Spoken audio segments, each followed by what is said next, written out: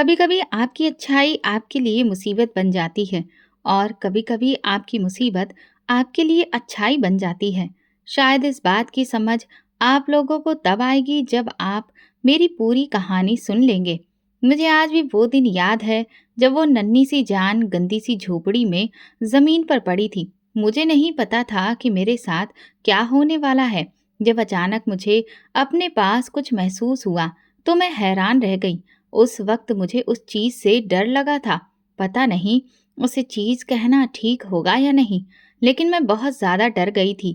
थोड़ी देर बाद ही मुझे ये पता चला कि मैं इस दुनिया की सबसे खुशकिस्मत औरत बनने वाली हूँ, क्योंकि जैसे ही उसने मेरा मेरा नाम सोनाली है और मेरी कहानी एक आम लड़की की कहानी है जिसने सपने तो बड़े देखे थे, लेकिन किस्मत ने ऐसे रास्ते पर डाल दिया जहाँ सपनों की शुरुआत दुख दर्द से होती हुई निकली।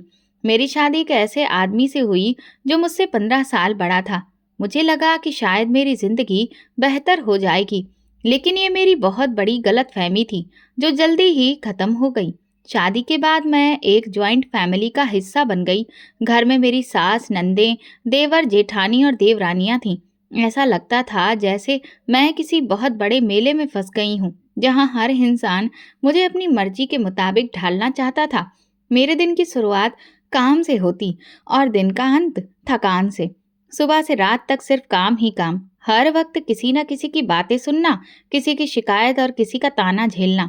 मेरी सास और नंदे बार बार मुझे याद दिलाती थीं कि मैं गरीब घर से आई हूँ और मेरे दहेज न लाने का बोझ हर बार मुझ पर ही डाल दिया जाता था। मेरा पति सुनील, जो मेरी जिंदगी का सहारा होना चाहिए था, वो भी मेरी तकलीफों को बढ़ाता ही था। वो हर तरह के जुल्म मुझ पर करता जो एक पति अपनी पत्नी पर कर सकता है। उसका व्यवहार ठंडा और बेहद बेरुखी से भरा था। मैं किसी से अपने दिल की बात नहीं कर सकती थी, क्योंकि अगर मैं कुछ कहती तो यही जवाब मिलता कि ये पति का अधिकार है, पत्नी को सब्र करना चाहिए। मैं अपने दिल को यही समझाती रही कि शायद वक्त के साथ सब कुछ ठीक हो जाएगा। मेरे दिल में ये उम्मीद थी कि शायद औलाद होने के बाद मेरी जिंदगी में कुछ सुकून आ जाएगा। मैं अक्सर सोचती थी कि अगर मेरे पास एक बच्चा हो तो मैं अपनी खुशियां उस बच्चे में ढूंढ लूंगी, अपना सारा प्यार उसे दे दूंगी। लेकिन ये उम्मीद भी वक्त के साथ धुंधली हो गई, क्योंकि मेरा पति ना तो मेरे पास होता और ना ही कोई उम्मीद देता। मैंने कई बार सोचा कि अपनी तकलीफों के बारे में किसी को बताऊं, लेकिन फिर दिल में ये ख्याल आता कि कोई मेरी बात पर यकीन नहीं करेगा। एक दिन मैं बाजार में खड़ी थी जब एक अजनबी औरत मेरे पास आई और मुझे ध्यान से देखने लगी। वो बोली, तुम सुनील की पत्नी हो? मैं हैरान हुई और पूछा कि वो मुझे कैसे जानती है। उसने कहा कि उसने मेरी तस्वीर देखी थी। फिर उसने जो बताया उसे सुनकर मेरा दिल दहल गया। वो बोली, मैं तुम्हारे पति की पहली बीवी हूँ। ये सुनकर मेरे पैरों तले से जमीन खिसक गई। मैं हैरान और अविश्वास में उसे देखने लगी। उसने कहा कि सुनील ने उससे शादी की थी, लेकिन उसने तलाक ले लिया क्योंकि वो कभी भी एक बाप नहीं बन सकता था। उसने ये भी बताया कि सुनील के हालात कभी ठीक नहीं रहे और ना आगे ठीक होने की कोई उम्मीद थी, इसलिए उसने अपनी जिंदगी बर्बाद होने से बचा ली। ये सुनकर मेरी आंखों के सामने अंधेरा छा गया। मैंने उस औरत से कहा कि मुझे ये सब नहीं पता था। उसने अफसोस जताते हुए कहा, उन लोगों ने तुम्हें धोखा दिया है। तुम तो अभी जवान हो, खूबसूरत हो। तुम्हारे लिए बेहतर यही होगा कि तुम इस रिश्ते से अलग हो जाओ, वरना तुम्हारी जिंदगी भी बर्बाद हो जाएगी। मैंने दिल ही दिल में उसकी बात की सच्चाई को महसूस किया, लेकिन मेरी जुबान चुप रही। मैंने बस उससे कहा कि वो मेरे मामले में ज्यादा ना बोले। शायद ये मेरी समझदारी थी या फिर कमजोरी, लेकिन मैंने उससे और कुछ नहीं कहा। जब मैं घर वापस आई तो मेरे दिल पर एक बोझ था। मैं सोच रही थी कि उन लोगों ने मुझसे इतना बड़ा झूठ क्यों बोला, मुझे धोखे से इस रिश्ते में क्यों फंसाया गया। क्या मैं इतनी बेवकूफ थी कि अपनी जिंदगी का फैसला झूठ पर कर बैठी? लेकिन मेरे इन सवालों के जवाब अब किसी के भी पास नहीं थे। रात को जब सब सो गए, मैं अकेली बैठकर अपने आंसुओं से दिल का बोझ हल्का करती रही। मैंने सोचा कि अब मुझे क्या करना चाहिए। क्या मैं इस रिश्ते में रहकर अपनी जिंदगी इसी तरह बर्बाद करती रहूं, या फिर अपनी जिंदगी को एक नए सिरे से शुरू करने की हिम्मत करूं? ये वो पल था जब मैंने पहली बार अपने बारे में सोचा। शायद ये मेरी जिंदगी का एक नया मोड़ था, लेकिन इस मोड़ पर क्या करना था, ये फैसला अभी बाकी था। मैं अपने माँ बाप की सबसे छोटी बेटी हूँ। हम एक गरीब घराने से बिलोंग करते हैं और मेरे माँ बाप ने मुझे बड़े अरमानों से पाला था। मेरी बड़ी बहन की शादी हो चुकी थी और वो अपने पति के घर में रहती थी। जब मुझे अपने पति की पहली पत्नी के बारे में पता चला और ये भी कि वो कभी बाप नहीं बन सकता, तो मेरी दुनिया अंधेरे में डूब गई। मैंने ये बात अपने माँ बाप को बताने के बारे में सोचा, लेकिन तुरंत ही दिल ने कहा कि वो पहले ही कितनी परेशानियों का सामना कर रहे हैं, उन पर और बोझ डालना ठीक नहीं होगा। इसी सोच के साथ मैंने अपनी बहन से बात करने का फैसला किया। वो बड़ी थी और मुझे लगा कि वो मेरी बात समझेगी और मेरी मदद करेगी। जब मैंने अपनी बहन को ये सब कुछ बताया, तो उसने मुझसे एक ऐसी बात कही जिसने मेरे दिल का बोझ और भी ज्यादा बढ़ा दिया था। वो कहने लगी, देखो सोनाली, हम गरीब लोग हैं। तुम जानती हो कि बिना दहेज के तुम्हारी शादी कैसे मुश्किल से हुई थी। ऐसे रिश्ते आसानी से नहीं मिलते। अब अगर तुम इस घर को छोड़कर वापस आ जाओगी, तो फिर तुम्हारी दोबारा शादी कौन करवाएगा? खुद सोचो, हमारे माँ बाप पहले ही परेशान हैं और हमारी बाकी बहनें भी बैठी हैं। उनकी शादियों का क्या होगा? मैं हैरत से उसकी बातें सुनती रही। मुझे लगा था कि वो मेरे दर्द को समझेगी, लेकिन वो मेरी तकलीफ को नज़रअंदाज करने में लगी रही। वो मुझसे बोली, देखो, कुछ ना कुछ कमी तो होती है, लेकिन इसका मतलब ये नहीं कि घर छोड़ दिया जाए। अगर तुम मुझसे पूछो तो मैं भी खुश नहीं हूँ। मेरे भी बच्चे हैं और वे मुझे इतना तंग करते हैं कि तुम इसकी कल्पना भी नहीं कर सकती। अरे तुम तो किस्मत वाली हो कि तुम्हें बच्चों की परवरिश का कोई झंझट नहीं उठाना पड़ता। तुम अपनी जिंदगी सुकून से गुजार सकती हो। भगवान पर भरोसा रखो और आगे बढ़ो। वक्त के साथ सब कुछ ठीक हो जाएगा। मेरी बहन की बातें मेरे दिल पर बोझ बनकर रह गईं। मैं उसे कुछ ना कह सकी। मुझे लगा कि वो बड़ी है, मेरे हालात को समझेगी, लेकिन उसने मुझे और ज्यादा तोड़ दिया। मैं चुप हो गई, लेकिन मेरे अंदर एक तूफान उठ रहा था। जब मैं वापस अपने घर आई, तो दिल में एक अजीब सा खालीपन का एहसास था। मेरे दिल में सवाल उठ रहे थे, क्या मेरी बहन ने सही कहा? क्या वाकई मुझे हालात के साथ समझौता कर लेना चाहिए? लेकिन जब मैं अपने आसपास देखती, तो लगता कि यही हमारी दुनिया की सच्चाई है। मेरे आसपास की औरतें भी तो अपनी जिंदगी गुजार रही थीं, चाहे वे कितनी भी मुश्किलों का सामना क्यों न कर रही हों। मैंने सोचा कि शायद मेरी किस्मत यही है और भगवान मुझे इन कुर्बानियों के लिए तैयार कर देगा। लेकिन वक्त गुजरता गया और हालात बेहतर होने की बजाय और खराब होते चले गए। मेरे पति और ससुराल वाले मेरे खिलाफ एक और बात फैलाने लगे। उन्होंने कहना शुरू कर दिया कि मैं एक बांझ औरत हूँ, मेरे यहाँ औलाद नहीं हो सकती। ये सुनकर मेरा दिल टूट गया। मुझे अच्छी तरह पता था कि समस्या मेरे साथ नहीं, मेरे पति के साथ थी। उसने खुद कभी मुझे ये बात नहीं बताई थी, लेकिन उसकी पहली पत्नी की जुबान से मैं ये सब सुन चुकी थी। वो न सिर्फ ये हकीकत मुझसे छुपाता रहा, बल्कि अब मुझे भी औलाद न होने के ताने देता। जब भी वो मुझे ताना देता, मैं चुपचाप उसकी आंखों में देखती रहती। मैं सोचती कि वो किस मुंह से मुझे ये सब बातें कह रहा है। उसे तो खुद पता है कि वो कभी बाप नहीं बन सकता, लेकिन उसकी बातों में ना कोई शर्मिंदगी थी, ना कोई पछतावा। वो हमेशा अपनी जिद पर कायम रहता था।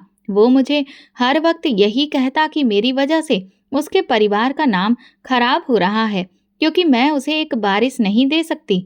उनकी बातें सुनकर मेरा दिल चाहता कि उनसे कहूँ कि एक बार अपने बेटे को भी देखो और हकीकत का सामना करो, लेकिन मैं खामोश रहती। मेरे पास कोई सहारा नहीं था जो मेरी बातों को सुने और समझे। ये सब कुछ सहते सहते मेरी आत्मा तक थक चुकी थी।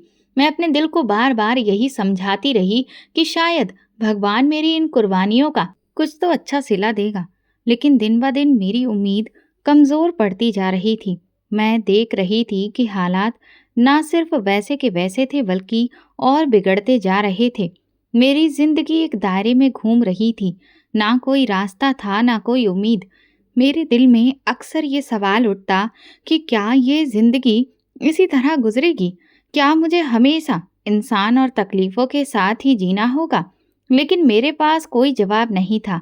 मैं अकेली अपने दर्द के साथ जी रही थी और मेरे दिल में बस एक ही प्रार्थना रह गई थी कि भगवान मुझे इन मुश्किलों से किसी भी तरह से निकाल दे।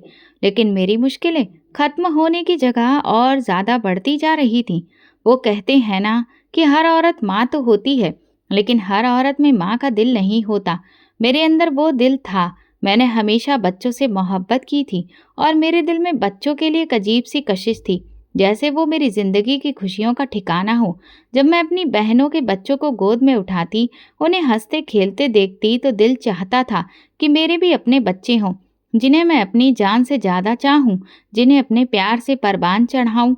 शादी के बाद ये ख्वाहिश और ज़्यादा बढ़ गई थी। मेरे पति के व्यवहार और हालातों के तीखेपन होने की वजह से मैं हमेशा सोचती थी कि अगर मेरे अपने बच्चे होंगे तो शायद उनके सहारे मैं अपनी ज़िंदगी की परेशानियों को भूल जाऊंगी। लेकिन जब मुझे पता चला कि मेरे पति में वो कमी है जिसकी वजह से मैं कभी माँ नहीं बन सकती, तो मेरे दिल पर जैसे पहाड़ टूट पड़ा। ये बात ना सिर्फ मेरी जिंदगी के लिए एक डर बन गई, बल्कि मेरी अपनी पहचान की बुनियाद को भी इसने हिलाकर रख दिया। ये जानने के बाद बच्चों के लिए मेरा प्यार और बढ़ गया। मैं जहाँ भी किसी बच्चे को देखती, मेरा दिल मचलने लगता और दिल चाहता कि मेरे भी अपने बच्चे हों, जो मेरी गोद को भर दें और मेरी जिंदगी को खुशियों से भर दें। लेकिन सच्चाई ये थी कि मेरे पति के साथ ये मुमकिन नहीं था। ये सच्चाई मेरी जिंदगी की सबसे बड़ी मुश्किल बन गई थी। मेरे पति के दिल में ना मेरे लिए इज्जत थी, ना मोहब्बत। मैं जानती थी कि वो अच्छा आदमी नहीं है और वो मुझे इज्जत देगा भी नहीं। इसलिए मेरे दिल में ये आस थी कि अगर मेरे बच्चे होते तो शायद मेरी दुनिया बदल जाती, उनके साथ मेरा दिल लग जाता और शायद उनके सहारे मैं अपनी जिंदगी की परेशानियों को सहने की ताकत जुटा लेती। एक दिन मैंने गुस्से में अपने पति से कहा, मुझे छोड़ दो, तुम्हारे साथ जिंदगी गुजारना मेरे लिए सजा है। मेरी बात सुनकर वो बिल्कुल नहीं हिचकिचाया और फौरन जवाब दिया, ठीक है, मैं तुम्हें छोड़ने में एक पल भी नहीं लगाऊंगा, लेकिन उसके बाद तुम्हारा क्या होगा? उसकी ये बात मेरे दिल को चीर कर रख गई। मैं हैरान थी कि ये आदमी जो अपने वजूद में इतनी बड़ी कमी रखता है, फिर भी इतना घमंड में चूर है कि वो मुझे छोड़ने की धमकी देते हुए जरा भी हिचकिचा नहीं रहा था। मैं सोचती रही, क्या उस पर भरोसा करूं? उसे तीसरी पत्नी भी क्या उसे मिल जाएगी? क्या ये सच इतना बेखौफ और बेरहम है कि उसे मेरी हालत से कोई फर्क नहीं पड़ता? एक दिन मेरे दिल में हिम्मत आई और मैंने गुस्से से कह दिया, मुझे पता है कि तुम्हारी पहले भी शादी हो चुकी है।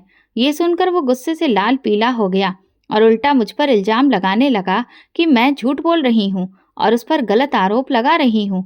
उसने गुस्से में मेरे मुंह पर जोर से थप्पड़ मार दिया। इसके बाद उसके व्यवहार ने मेरी आत्मा तक को चोट पहुंचाई। मैं हैरान थी कि ये आदमी जो मुझसे मोहब्बत का दावा करता था, मेरे साथ ये सब कुछ कैसे कर सकता है। मेरी जिंदगी में मैं उसके घर में एक गुलाम की तरह रह रही थी और मेरी इज्जत उस घर में किसी के बराबर नहीं थी। घर के सारे नीचे काम मुझे ही करने को दिए गए थे। घर में और भी बहुएं थीं, लेकिन बाथरूम धोने की जिम्मेदारी सिर्फ मुझ पर डाली गई। मुझे कहा जाता कि मैं अपनी औकात में रहूं, यहाँ तक कि कूड़ा कचरा उठाने का काम भी मेरा ही था। मुझे रोजाना बदबूदार कूड़ा उठाकर काफी दूर तक डंपर तक फेंकने जाना पड़ता था। वो जगह हद से ज्यादा बदबूदार और गंदी थी, लेकिन मुझे यही काम बार बार करना पड़ता। मुझे इस काम से नफरत थी, लेकिन मेरे पास और कोई रास्ता नहीं था। ये सब मेरे लिए बेइज्जती के बराबर था, लेकिन मैं खामोशी से सब सहती रही। जिंदगी की ये दिन मेरे लिए किसी परीक्षा से कम नहीं थे। मैं सोचती थी, क्या ये जिंदगी है? क्या मैं हमेशा इसी तरह बेइज्जती और गिरी हुई जिंदगी के साथ जीऊंगी? मेरा दिल हर वक्त मायूसी में डूबा रहता, लेकिन मेरी आंखों में एक उम्मीद बाकी थी। मैं भगवान से प्रार्थना करती थी कि वो मेरी मुश्किलों को खत्म करें और मुझे खुशियां दें, लेकिन हालात ऐसे थे कि वो मेरी मुश्किलें खत्म नहीं कर रहे थे। मैं आज तक समझ नहीं पाई कि मेरी जिंदगी को इस मुकाम पर आखिर लाया ही क्यों गया। न जाने कितने ही सवाल मेरे दिल में घूमते रहते थे, लेकिन जिनके जवाब कोई नहीं था। मेरे पति को काम के सिलसिले में दूसरे शहर जाना था। उसने मुझे बताया कि उसे वहां 7 से 8 महीने लग सकते हैं। उसके जाने की खबर मेरे लिए कोई खुशी या गम की वजह नहीं बनी, लेकिन जाते जाते उसने मुझे इतनी आज़ादी जरूर दी थी कि मैं बीच में अपनी माँ के घर जा सकती थी। ये इजाज़त मेरे लिए किसी खुशी से कम नहीं थी। अपने माँ बाप के घर जाकर कुछ वक्त गुजार लेना मेरे लिए सुकून की वजह था, क्योंकि वहाँ कम से कम मुझे अपने दिल का हाल सुनने वाले लोग तो मिल जाते। सर्दियों का मौसम आ चुका था। मेरे पास कोई भी अच्छा स्वेटर नहीं था। मेरे पति को कभी भी मेरी किसी ज़रूरत का ख़्याल नहीं आया था और ना ही उसने कभी मुझे कुछ खरीद कर देने की ज़हमत उठाई थी। ऐसे में मेरे लिए सर्दी बर्दाश्त करना एक अलग मुश्किल बन गई थी। मेरी देवरानी ने शायद हमदर्दी के तौर पर या फिर अपनी पुरानी चीज़ों से जान छुड़ाने के लिए मुझे अपने कुछ पुराने स्वेटर दे दिए। लेकिन समस्या ये थी कि देवरानी काफ़ी मोटी थी और उसके स्वेटर मुझे बहुत ढीले होते थे। जब मैं खुद को आईने में देखती तो अपनी शक्ल पहचानना भी मुश्किल हो जाता। वे स्वेटर बहुत ज़्यादा पुराने और उतरे हुए रंग के थे, लेकिन अब मेरे पास कोई और विकल्प नहीं था। मैं उन्हें पहनकर काम करती और खुद को तसल्ली देती कि कम से कम सर्दी से बचने का कोई जरिया तो है, लेकिन दिल में एक अजीब सा एहसास रहता कि मैं हमेशा दूसरों की पुरानी चीज़ों पर गुजारा क्यों कर रही हूँ। क्या मेरी अपनी कोई हैसियत नहीं? क्या मैं इस लायक भी नहीं कि अपने लिए कोई अच्छी चीज़ खरीद सकूं? ये सब सोचते हुए मैं अक्सर अपने सपनों में खो जाती थी, जहां मैं अच्छी अच्छी चीज़ें खरीद सकती थी और रंगीन सपने देखती थी। लेकिन सच्चाई वही थी जो सामने थी। एक दिन मेरी जिंदगी में ऐसा मोड़ आया कि एक नया आगाज हुआ। वो रोज की तरह एक मामूली दिन था, जब मुझे घर का कूड़ा उठाकर डंपर तक ले जाना था। मैं बदबू से परेशान अपनी किस्मत को कोसती हुई कूड़े के ढेर के पास पहुंची। मैं बदबूदार जगह की तरफ धीरे धीरे जा रही थी। ये रास्ता मेरे लिए बहुत मुश्किल था, लेकिन मेरे पास और कोई चारा नहीं था। जब मैं डंपर के पास पहुंची और कूड़े की पॉलीथीन उसके अंदर फेंकने लगी, तो अचानक मुझे एक नवजात बच्चे के रोने की आवाज़ सुनाई दी। मैं रुक गई और हैरानी से इधर उधर देखने लगी कि आवाज़ कहाँ से आ रही थी। यहाँ तो आसपास कोई भी नहीं था, न कोई घर था, ना ही कोई इंसान नजर आ रहा था। एक पल के लिए मुझे लगा कि बच्चों के लिए मेरी ख्वाहिश इतनी ज़्यादा बढ़ गई है कि उसका ख्याल और एहसास मेरे मन पर हद से ज़्यादा हावी हो चुका है और मुझे वहम होने लगा है। मैंने खुद को समझाया कि यहाँ किसी बच्चे का होना मुमकिन ही नहीं, लेकिन दिल अभी भी बेचैन था। मैंने दोबारा कान लगाकर ध्यान से सुनने की कोशिश की और वही आवाज़ फिर से आई, बिल्कुल वैसी जैसे कोई बच्चा जोर जोर से रो रहा हो। मेरा दिल कांप उठा। मैंने बेचैनी से डंपर के अंदर झांका और जो मंजर मेरी आंखों ने देखा, उसने मुझे एक पल के लिए पत्थर जैसा बना दिया। डंपर के अंदर कूड़े के ढेर के बीच एक बच्चा पड़ा था। मेरा दिल धड़कना भूल गया। मैंने जल्दी से अपने होश संभाले और बिना एक पल गवाए बच्चे को बाहर निकाल लिया। वो एक छोटा सा नाजुक सा बच्चा था, जिसका शरीर पूरी गंदगी और सर्दी से कांप रहा था। मैंने उसे तुरंत अपने सीने से लगा लिया और मेरे दिल में एक अजीब सा सुकून पैदा हुआ, जैसे कि ये बच्चा मेरे लिए ही वहां आया हो। मैंने बच्चे को अपनी साड़ी के पल्लू में लपेट लिया ताकि उसे सर्दी और लोगों की नज़रों से बचा सकूं। फिर मैं जल्दी जल्दी घर की तरफ भागी। मेरे दिल की धड़कन तेज हो रही थी और मन में हजारों सवाल उठ रहे थे। ये बच्चा कौन था? मेरे दिमाग में किसी और बात के लिए कोई ठहराव नहीं था। बस इतना था कि बच्चा मेरे हाथों में था और मैं उसे अपने सीने से लगाए घर में दाखिल हुई। मैंने सोचा भी नहीं था कि इस बात पर घर वाले क्या कहेंगे या उनका रिएक्शन क्या होगा। उन सब बातों से बिल्कुल बेपरवाह मैं बस एक बात पर अटल थी कि अब मैं इस बच्चे को अपने पास रखूंगी, उसे अपनी जिंदगी का सहारा बनाऊंगी और उसके साथ अपने खूबसूरत लम्हे जीऊंगी। लेकिन जब मैं घर में घुसी तो सामने के मंजर को देखकर मेरी हैरानी का कोई ठिकाना नहीं रहा। मेरा पति आज ही वापस आ गया था, जो 7-8 महीने से दूसरे शहर में नौकरी कर रहा था। वो लौट आया था और अब हम दोनों का सामना एक अजीब हालात से था। मेरे पति और ससुराल वाले इस बच्चे को देखकर हैरान रह गए। बच्चा बिल्कुल नवजात था। ऐसा लग रहा था जैसे अभी अभी पैदा हुआ हो। सबके चेहरे पर सवालिया निशान थे और उन्होंने तुरंत अपनी कहानी बनाना शुरू कर दी कि शायद ये बच्चा मेरा ही है, क्योंकि वो बच्चा इतना छोटा और कमज़ोर था। और मेरी हालत भी कुछ अजीब सी हो गई थी। मेरी हालत देखकर उन्होंने ये नतीजा निकाल लिया कि ये बच्चा मेरी ही कोख से निकला है। मेरे लिए सब कुछ बहुत मुश्किल था। जब मैंने कहा कि बच्चा मेरा नहीं है और तुम लोग पागल हो गए हो क्या, मैंने तो इसे कहीं से उठाया है, इस पर मेरी सास मुझ पर बरस पड़ी उनकी आवाज में गुस्सा और हैरानी थी। वे ना सिर्फ मुझसे इस तरह की बातें कर रही थीं, बल्कि पूरे यकीन के साथ कह रही थीं कि उनके मन में इस बात का पहले ही शक था कि ये बच्चा जरूर मेरा ही है।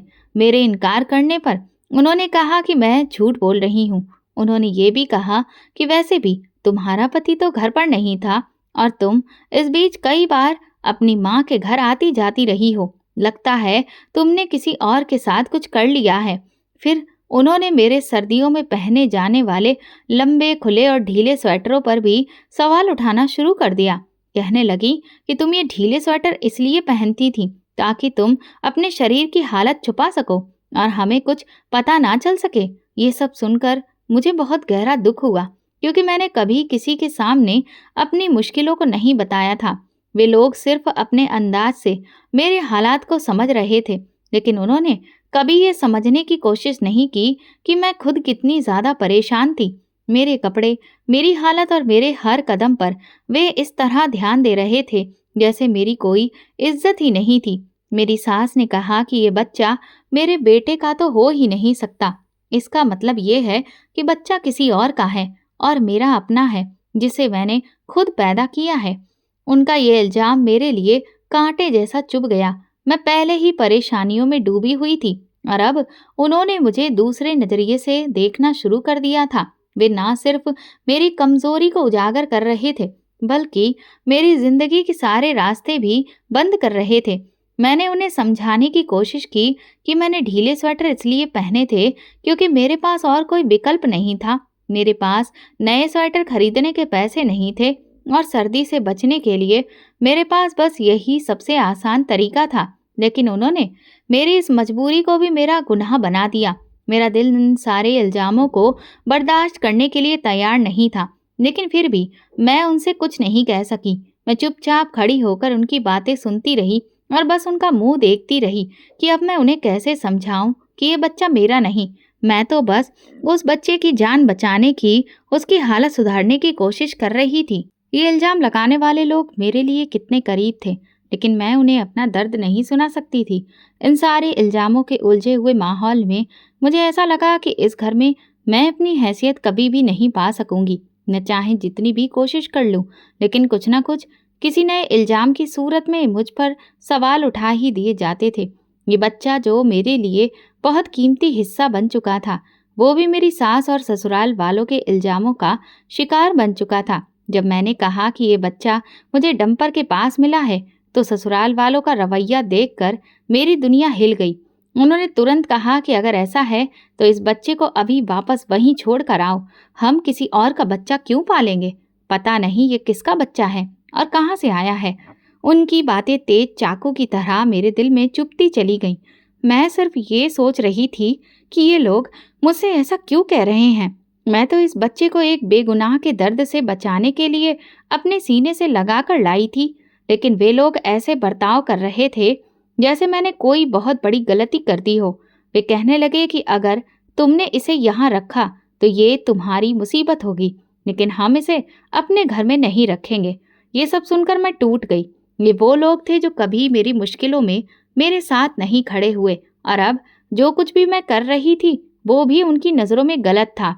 लेकिन मैंने अपने दिल में फैसला कर लिया था कि मैं इस बच्चे को वापस नहीं छोड़ूंगी, क्योंकि वो बेकसूर था और मैं ऐसी इंसान नहीं थी कि किसी मासूम बच्चे को यूं ही ठोकरें खाने के लिए छोड़ दूं।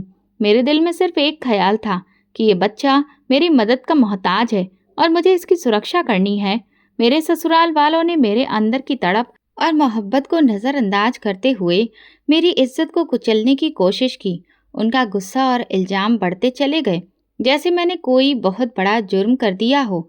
लेकिन मैं जानती थी कि बड़ों की गलतियों का कोई रिश्ता बच्चों से नहीं होता। बच्चे मासूम होते हैं। इस बच्चे का कोई कसूर नहीं था। फिर भी उन लोगों ने मुझे इतने बड़े इल्जामों का निशाना बनाया कि मैं भीतर से कांप रही थी। मैंने उन लोगों की बातें सहते हुए कहा कि मैं इस बच्चे को वापस नहीं छोड़ूंगी। ये मेरी जिम्मेदारी है और मैं इसे निभाऊंगी। इसके बाद मैंने हिम्मत करके और दिल की गहराई से एक और बात कही कि मेरे पति से तो बच्चा कभी हो ही नहीं सकता, क्योंकि वो नपुंसक है। तो फिर मैं क्यों इस बच्चे को वापस करूं? ये बच्चा मैं पालूंगी, ये बात सुनकर मेरी सास की आंखों में गुस्सा भर गया और उन्होंने मुझसे कहा कि तुम इस घर से अब निकल जाओ, फौरन दफा हो जाओ। मेरी सास के शब्द मेरे दिल पर उस वक्त जैसे तूफान बनकर गुजरे। वे मुझसे इतनी बेरहमी से बात कर रही थी जैसे मैंने कोई बहुत बड़ा अपराध कर दिया हो। उनकी आंखों में जो नफरत थी वो मैं इतनी शिद्दत से महसूस कर रही थी कि मैं अपनी जगह पर जम गई थी। अब मैं उनकी नज़रों में और भी ज़्यादा गिरी हुई औरत बन चुकी थी, जो उनके ठुकराए जाने के लायक थी। मेरे पति ने भी मुझे धक्के देकर घर से निकाल दिया।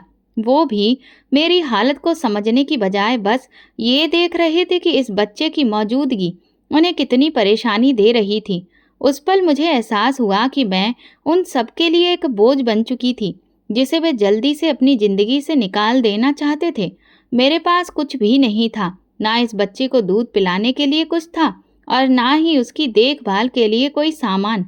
बस एक दुपट्टा था जिसमें मैंने इस बच्चे को लपेट रखा था। अब मैं सड़क पर खड़ी थी और सर्दी की तेज हवाएं मेरे शरीर में चुभ रही थीं। रात होने वाली थी और मुझे एहसास हो रहा था कि मेरे पास इस बच्चे को बचाने के लिए कुछ भी नहीं है।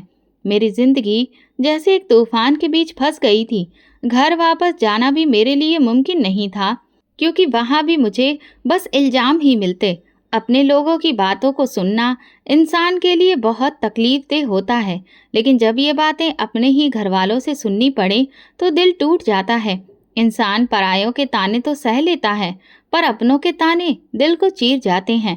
मेरी आंखों में आंसू थे, लेकिन जुबान खामोश थी, क्योंकि मैं अब कुछ भी कहने के काबिल नहीं रही थी। मेरी तकलीफ और दिल की बेचैनी को समझने वाला कोई नहीं था। मैं जानती थी कि इस बच्चे का कोई कसूर नहीं था।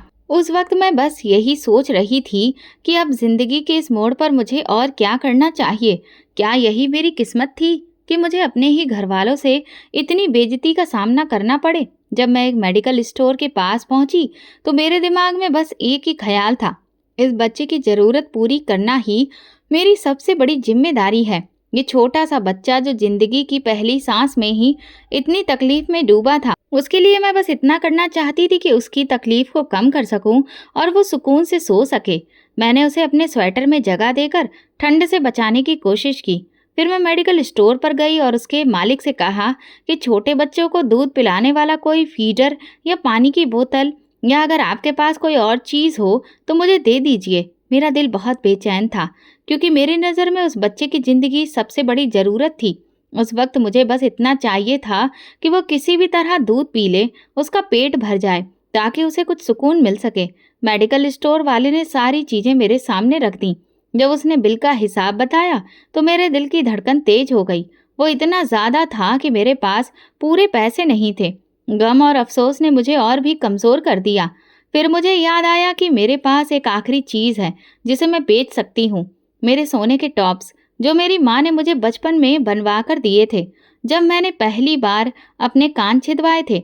बे टॉप्स मुझे सबसे प्यारे थे।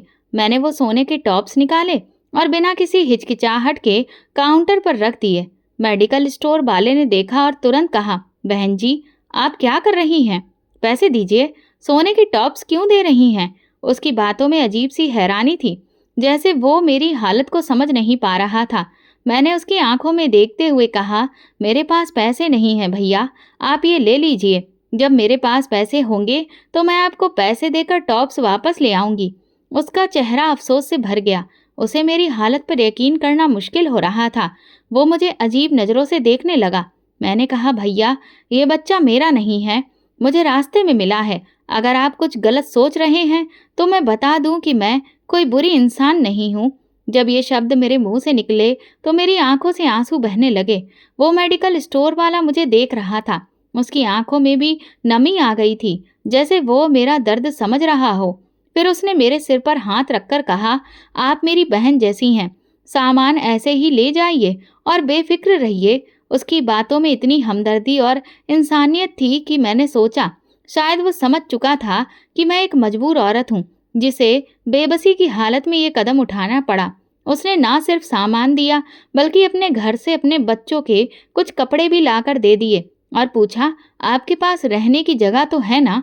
मुझे लगा जैसे वो वाकई मेरी हालत से हमदर्दी रखता था। उस पल मेरे दिमाग में एक ख्याल आया कि मैं उसे अपनी पूरी कहानी बता दूं कि मैं कहाँ जा रही हूँ, क्यों सड़क पर हूँ और क्यों अपने ही घर से निकाली गई हूँ। लेकिन फिर मुझे एहसास हुआ कि किसी अजनबी के एहसान को इतनी जल्दी अपनाना ठीक नहीं होता। मैं जानती थी कि मेरे पास उस वक्त कोई और रास्ता नहीं था। अगर मैं उसका एहसान लेती तो शायद वो मुझ पर और भी तरस खाकर मदद करता। लेकिन मैंने दिल में फैसला किया कि मैं उसका एहसान नहीं लूंगी। मैंने कहा, भैया मैं खुद संभाल लूंगी। उसने कहा, ठीक है। मैंने उसे धन्यवाद कहा और आगे बढ़ गई। मैंने बच्चे को कपड़े पहनाए, फिर फीडर में थोड़ा सा दूध और पानी मिलाकर उसे दूध पिलाया। वो बच्चा बहुत कमजोर था। जब उसका पेट भर गया तो वो सुकून से सो गया। उसे सोते देख मुझे भी थोड़ा सुकून महसूस हुआ, मगर अपनी हालत के बारे में सोचकर मेरा दिल भर आया। मैं इस बच्चे को पालते हुए खुद को इस एहसास में डूबी हुई महसूस कर रही थी कि मेरी जिंदगी मुझे ये कहाँ ले आई थी। अब आगे क्या होगा मैं नहीं जानती थी, लेकिन मुझे लगा कि ये बच्चा दरअसल मुझे एक नई हकीकत सिखा रहा था कि कभी कभी इंसानों को एक दूसरे की मदद की ज़रूरत होती है, लेकिन जब अपने मदद करने वाले लोग मुंह मोड़ लेते हैं तो आपकी दुनिया तकलीफ़ों से भर जाती है। मैंने इस बच्चे को अपना लिया था। उसकी मौजूदगी ने मेरे अंदर एक नया जज्बा जगा दिया था कि मैं इस बच्चे के लिए किसी भी हद तक जा सकती हूँ। ये सोचते हुए मेरी आंखों में एक नई हिम्मत आ गई थी। लेकिन जब भी मैं अपने घर की तरफ पलटकर सोचती थी तो याद आता कि मुझे तो अपने ही घर वालों ने निकाल दिया था, सिर्फ इसलिए कि मैंने एक बच्चे को अपनाया था। मैं बार बार सोचती कि आखिर मैंने ऐसा क्या किया था जिसकी वजह से मुझे इतना बुरा सुलूक सहना पड़ा। फिर भी मेरे दिल में एक अजीब सा सुकून था। इतनी मुश्किलें सहने के बाद भी मैं इस बच्चे को अपनी मोहब्बत दे रही थी। मुझे पता था कि लोग यही सोचेंगे कि वो बच्चा मेरा है, क्योंकि मैंने उसे अच्छे कपड़े पहनाए थे और उसकी ज़रूरतें पूरी कर रही थी। वो बच्चा मेरे सीने से चिपक कर सो रहा था, लेकिन मुझे खुद को हमेशा इस हकीकत से जोड़कर रखना था कि मेरा उससे कोई खून का रिश्ता नहीं था। मैं उसकी परवरिश सिर्फ इंसानियत और मोहब्बत की बुनियाद पर कर रही थी। उस पल में खुद को उस बच्चे के लिए एक माँ की तरह महसूस कर रही थी और उसकी मौजूदगी मुझे ऐसा सुकून दे रही थी जो किसी और इंसान के साथ मुमकिन नहीं था। रात का वक्त था और अब मेरे लिए इस बच्चे की परवरिश का सवाल था। लेकिन मैं ये सोचकर परेशान थी कि रात कहाँ गुजारूंगी, कुछ समझ नहीं आ रहा था। फिर अचानक मेरी नज़र एक छोटी सी झोपड़ी पर पड़ी। वो जगह बिल्कुल खाली लग रही थी और अंदर एक बिस्तर पड़ा था जो शायद किसी मजदूर या बेघर का था। वहां पर कोई आ जा नहीं रहा था, इसलिए मैंने अंदर जाकर बैठने का फैसला किया। झोपड़ी के अंदर जाकर मैंने बच्चे को अपने सीने से लगा लिया और दोबारा उसे दूध पिलाया। वो सुकून से सो गया, लेकिन इसके बाद मैं खुद को एक नए एहसास में डूबता हुआ महसूस कर रही थी। अचानक मुझे झोपड़ी की दहलीज पर किसी के कदमों की आवाज़ सुनाई दी। मैंने नज़र घुमाई तो देखा कि एक आदमी अंदर आ रहा था जिसने बहुत अच्छे और साफ सुथरे कपड़े पहन रखे थे। उसकी गर्दन में एक कार्ड लटका था जिससे लग रहा था कि वो किसी कंपनी से ताल्लुक़ रखता है। उसने मेरी तरफ देखकर कहा, आप यहाँ क्या कर रही हैं? कौन हैं आप? मैंने डरते हुए जवाब दिया, आप कौन हैं? तो उसने कहा, ये झोपड़ी एक बूढ़े आदमी की थी, लेकिन अभी अभी हमने उसकी मदद कर उसे केंद्र में छोड़ दिया है। आप यहाँ क्या कर रही हैं? क्या आपको भी मदद की ज़रूरत है? ये सुनकर मुझे फौरन समझ आ गया कि वो कोई सेंटर वाला है। बातचीत से पता चला कि वो मेरी मदद करना चाहता है। मैंने उसे अपने बच्चे के बारे में भी बताया कि मैं कहाँ से आई हूँ और मेरे साथ क्या क्या हुआ। उसने मेरी बात सुनकर कहा, हम तो ये काम पैसों के बदले में करते हैं, लेकिन आप बिना किसी पैसे के अच्छाई का काम कर रही हैं, इसलिए आप हमारे साथ चलिए, हम आपकी मदद कर सकते हैं। उसकी बातों में कुछ ऐसा था कि मैंने तुरंत फैसला किया कि मैं उसके साथ चलूंगी। जब वो मुझे वहाँ ले आया तो वहाँ कुछ और औरतें भी मौजूद थीं। मैंने उन्हें अपनी कहानी सुनाई तो वे भी बहुत परेशान हो गईं। मुझे वहाँ पर खाना दिया गया, पहनने के लिए कपड़े भी दिए गए। मैंने रात वहाँ आराम से गुजारी और साफ सुथरे बिस्तर पर सोकर सुकून महसूस किया। सुबह हुई तो मैंने फ़ोन करके अपने माँ बाप को सारी बात बताई। मेरी माँ चुप हो गई और पापा ने भी कुछ नहीं कहा। मुझे उनके इसी तरह के जवाब की उम्मीद थी, क्योंकि वे तो पहले ही मेरे बारे में अपने जज्बात जाहिर कर चुके थे। लेकिन इस बार मेरी आवाज में एक नया जोश था। मैंने अपनी माँ से कहा कि मुझे मेरी जिंदगी का मकसद मिल गया है, इसलिए मैं अब घर वापस नहीं जाऊंगी। मेरे पति ने मुझे तलाक भेज दिया था। ये बात जब मेरे माँ बाप ने बताई तो मेरी आंखों में आंसू आ गए। लेकिन जब मैं इस बच्चे को देखती थी तो दिल में सुकून आता था, जैसे कि मैंने अपनी जिंदगी में एक बड़ा काम किया हो। इस बच्चे ने मुझे एक नया रास्ता दिखाया था। मैं समझ चुकी थी कि जिंदगी का मकसद सिर्फ खुद खुश होना नहीं, बल्कि दूसरों के लिए कुछ अच्छा करना है। धीरे धीरे 10 साल बीत गए और मैं इस बच्चे के साथ अपनी जिंदगी गुजारती रही। मैंने बच्चे का नाम चंदन रखा। वो मुझे माँ कहता और जब वो ये शब्द बोलता तो मुझे अंदर से खुशी महसूस होती। इसके बाद केंद्र वालों ने मेरे लिए एक सही रिश्ता तलाश किया और मेरी शादी एक अमित नाम के आदमी से कराई। अमित ने मुझे और चंदन को अपनी जिंदगी का हिस्सा बनाया।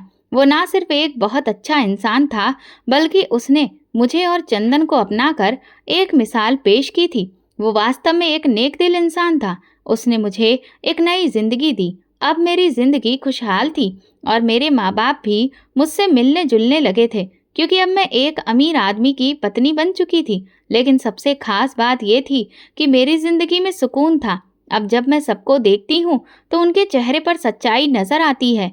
मैंने अपनी जिंदगी का मकसद पा लिया था। अब मैं हर किसी को यही समझाने की कोशिश करती हूँ कि ये जिंदगी सिर्फ पैसा या हैसियत का मामला नहीं है, बल्कि मोहब्बत, इंसानियत और सच्चाई का मामला है। जब हम अपनी जिंदगी में बुरे लोगों से जुड़ जाते हैं तो हमें लगने लगता है कि शायद इस दुनिया में अच्छे लोग हैं ही नहीं। ये सोच हमारे दिल और दिमाग पर कब्जा कर लेती है और फिर हम हर इंसान को शक की नज़र से देखने लगते हैं। हम भूल जाते हैं कि दुनिया में बहुत सारे अच्छे लोग भी हैं जो हमें मुश्किल वक्त में मदद देते हैं, जिनके दिल में इंसानियत की मोहब्बत होती है और जो किसी का दिल दुखाए बिना अपना अच्छा किरदार निभाते हैं। जब मुझे अपनी ज़िंदगी की सबसे बड़ी मुश्किल का सामना करना पड़ा, जब मुझे अपने ही घर से बेदखल कर दिया गया और सबने मुझ पर इल्ज़ाम लगाए, तब मैंने सोचा था कि शायद अब मुझे ज़िंदगी में कोई सच्चाई नहीं मिलेगी। लेकिन फिर एक इंसान आया जो ना सिर्फ अच्छा इंसान था, बल्कि जिसकी नीयत में भी कोई खोट नहीं था। वो मेडिकल स्टोर वाला इंसान जिसने मेरी मदद की और मुझे उम्मीद दी। उसकी अच्छाई ने मेरी नज़र को बदला। मैंने दोबारा महसूस किया कि दुनिया में अच्छे लोग भी हैं। मेरे पति अमित ने भी मुझे और इस बच्चे को अपनी जिंदगी का हिस्सा बनाकर यही सबक दिया कि अच्छे लोग अभी भी इस दुनिया में मौजूद हैं। मुझे फक्र है कि मैंने एक अच्छा इंसान पा लिया है। आज जब मैं अपनी जिंदगी को पलट कर देखती हूँ तो मुझे गर्व होता है कि मैंने उस बच्चे को मोहब्बत दी जिसे किसी ने डंपर में फेंक दिया था। आज मैं खुद अपने बच्चों को जन्म देने वाली हूँ और शायद इसी वजह से भगवान ने मुझे इतनी खुशियाँ दी हैं। मेरी कहानी ने मुझे यही सिखाया कि अगर हम दुनिया में अच्छाई तलाश करें तो वो हमें ज़रूर मिलेगी। अगर हम दूसरों के साथ भलाई करेंगे तो उसका फल हमें मिलेगा। आज मेरी ज़िंदगी में सुकून है और मैं जानती हूँ कि मेरी ज़िंदगी अब एक नई रोशनी से भर चुकी है। आखिर में मैं यही कहना चाहती हूँ कि हर औरत माँ तो होती है, लेकिन हर औरत में माँ का दिल नहीं होता। वो भी तो एक औरत ही होगी जिसने इस बच्चे को डंपर में फेंक दिया था। लेकिन भगवान का शुक्र है कि वो बच्चा मुझे मिल गया। कभी कभी जिंदगी में ऐसे मोड़ और परीक्षाएं आती हैं जहां हमें अपनी गुमसुदगी और बेबसी में एक नई हिम्मत मिलती है, जिसका हमें खुद भी अंदाजा नहीं होता। इस बच्चे के मेरी जिंदगी में आने से मुझे ये सबक मिला कि जिंदगी में कोई भी चीज़ यूं ही नहीं होती। हर चीज़ का एक मकसद होता है और एक रास्ता होता है। बस हमें भगवान पर भरोसा रखना चाहिए। दोस्तों, अगर आपको हमारी कहानी पसंद आई हो तो कमेंट करके ज़रूर बताएं। वीडियो को लाइक करें और ज़्यादा से ज़्यादा शेयर करें। अगर आप चैनल पर नए हैं तो सब्सक्राइब जरूर करें और नोटिफिकेशन बेल दबाएं ताकि अगली अपडेट सबसे पहले आपको मिले। धन्यवाद।